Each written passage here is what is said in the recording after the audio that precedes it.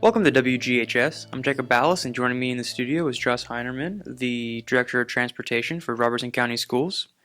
This month, you're going to be celebrating the Love the Bus Month event. Could you tell me more about that?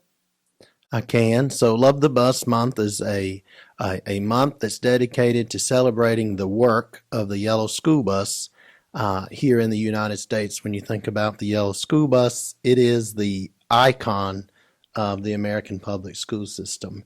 And so each day, we have about 56 million school children that hop on one of these big yellow buses to get to and from school. So, Love the Bus Month is really celebrating the work of this one particular vehicle that truly removes barriers for children to have access to a quality education.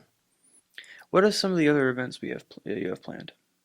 So one thing that we're doing that this year is we have the red shirts. We've purchased red shirts for all of our bus drivers, and on the back of the shirt, it's got the word love, but where the O is at, it's got a big yellow school bus, which I thought was cute. I did not design that. I won't take credit for it. Other things that we're trying to focus on during this month as well is the National School Bus Poster Contest that's taking place, and that is a contest that's sponsored by the National Association for Pupil Transportation. And so any student in Robertson County, or any student as far as that's concerned around the country, can participate by drawing this poster, and the dimensions and all that. I think it's just a regular 11 by 16 piece of paper.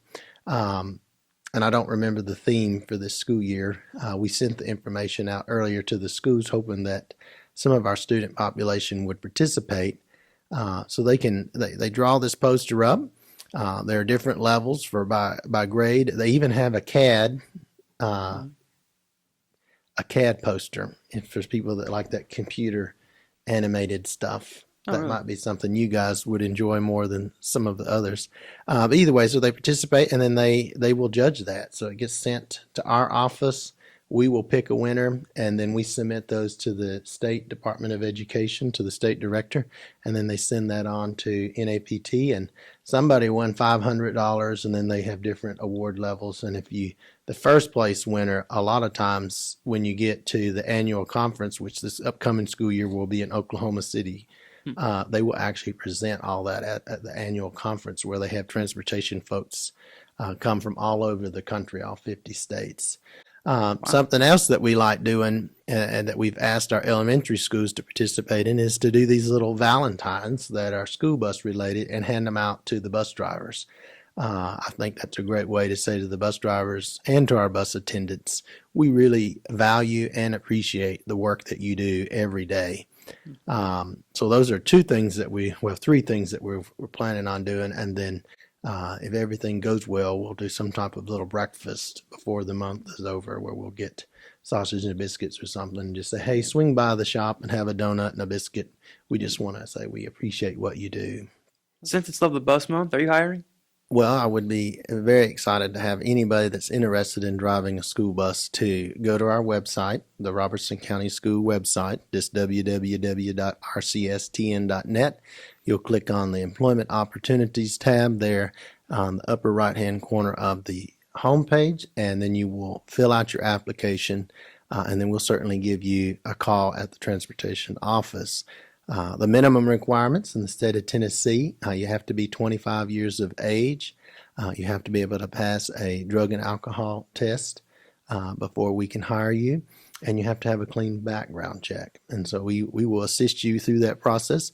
For those that don't have a driver's license, or let me rephrase that, those that don't have a commercial driver's license, if you say, oh, I just can't do this, it's just too much, we'll help train you. We've got a driver trainer that works there in the office. We'll help you get ready for the four. So there are 4 written skills tests that you have to take, or knowledge tests. The state refers to them as knowledge tests.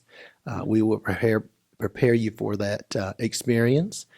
Then we will train you on how to operate the school bus. So you've got to be able to back a bus into a alley starting at a 90-degree angle. So you imagine you got a 40-foot vehicle that weighs 36,000 pounds. We're going to help you get through that. I always tell folks driving the school bus is like driving a sports car. You're just sitting up a whole lot higher, and you can see a whole lot more.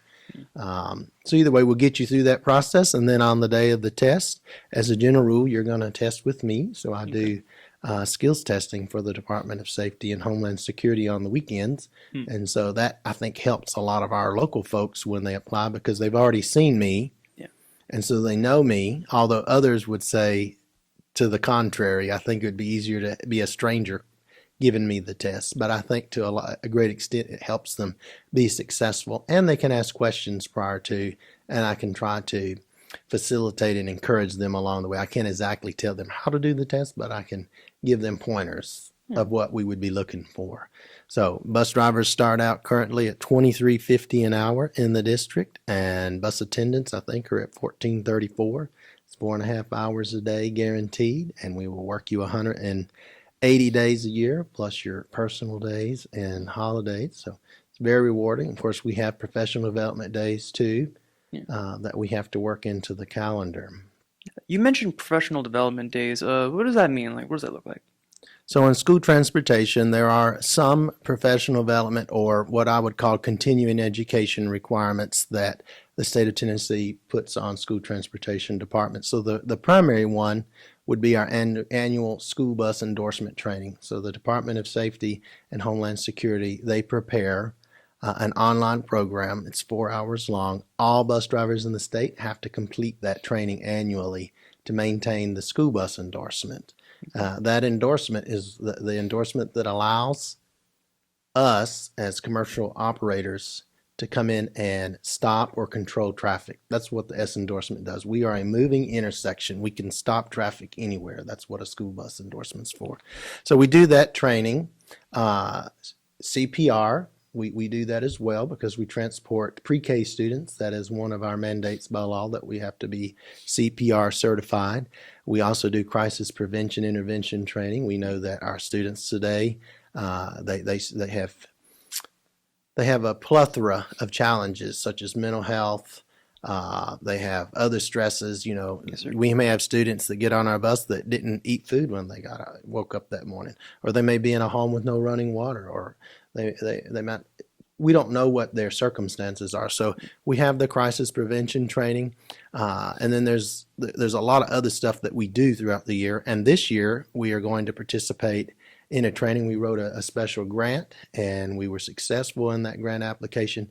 And so we're actually going to be doing some threat assessment, de-escalation training, active shooter. I think they do that here at the school level, but we don't participate in that training. Teachers would participate, but we hear more and more of school shootings taking place, and so we thought this would be very beneficial training, considering the school bus is the bookend of the day, and in Robertson County, 7,000 students ride a school bus twice a day, and that's over half of the student population uses that big yellow bus to get to and from school.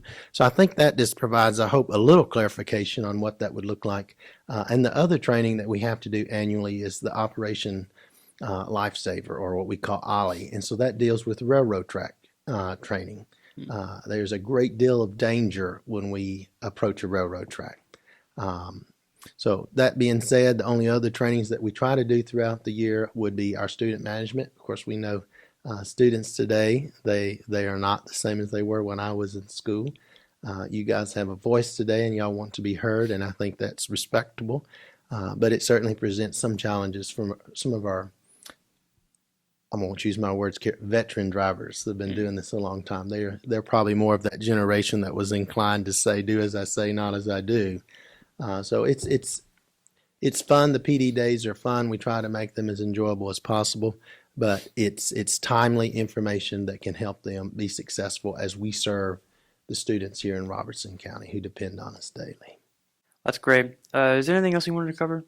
I can't think of anything else. I just want to thank you for allowing me to come and speak on behalf of the School Transportation Department here in Robertson County. You know, we are the largest support department in the district with almost 200 employees. So on behalf of the department, we say thank you for letting us talk a little bit about the work that we do daily in helping children receive a quality educational experience.